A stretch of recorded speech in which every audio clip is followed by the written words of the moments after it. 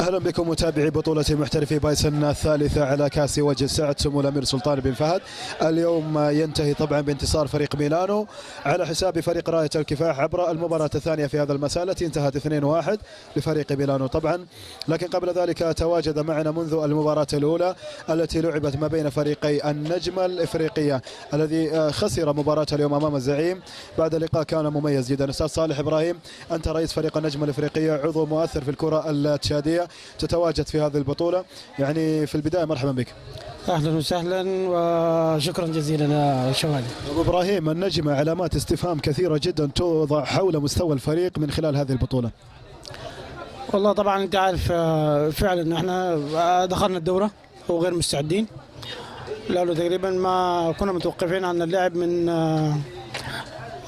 نهاية دورة النسور، هذه يمكن 6-7 اشهر، وجمعنا الفريق في الاسبوع يمكن قبل اسبوع من الدوره، والحمد لله يعني تعرف طبعا دوره زي دوره محترف بايسن محتاج استعداد من بدري، وان شاء الله يعني نحن في طور التغيير باذن الله.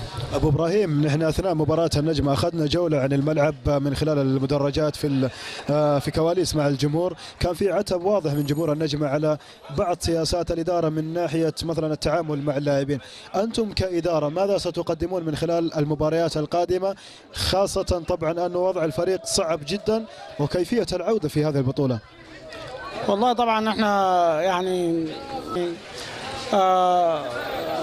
ربما يكون يعني عندهم الحق في انه بعض السياسات يمكن لا يناسبهم، لكن نحن بنتصرف حسب الظروف وحسب ما يعني يتواجد معنا اللاعبين، وطبعا يتغير بعض الاداريين في الفتره الماضيه، والان الفريق بيدوروا اداره جديده ولسه يمكن هذه ثاني مباراه لهم، وان شاء الله في القادم باذن الله يتعدل الوضع باذن الله. لنغلق ملف النجمه الافريقيه ونفتح ملف اخر، ملف البطوله. انت يعني من اكثر الرجال الذين تواجدوا من خلال الحدث طبعا عبر من قلب الحدث هنا في هذه البطوله، كيف تلخص لنا المشهد العام من مرئياتك الخاصه للبطوله طبعا؟ والله طبعا البطوله يعني انا عن نفسي إذا رغبت إنه أشارك في هذه الدورة العام مثلا لابد إنه استعداد يعني استعداد كبير، لأنه الفرق ما شاء الله كلها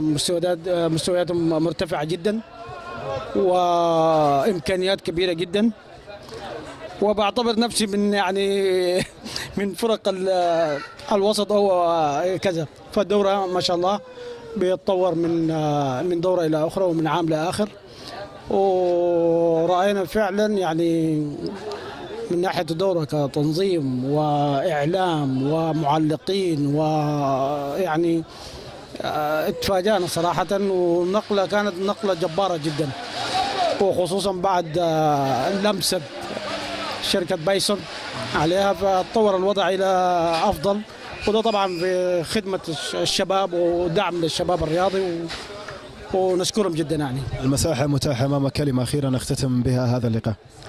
أدعو لي بالتوفيق إن شاء الله. أتمنى لكم التوفيق إن شاء الله وللجميع. شكرا لك أبو إبراهيم. أستاذ صالح إبراهيم، يعطيك العافية. الله يحفظك. شكرا.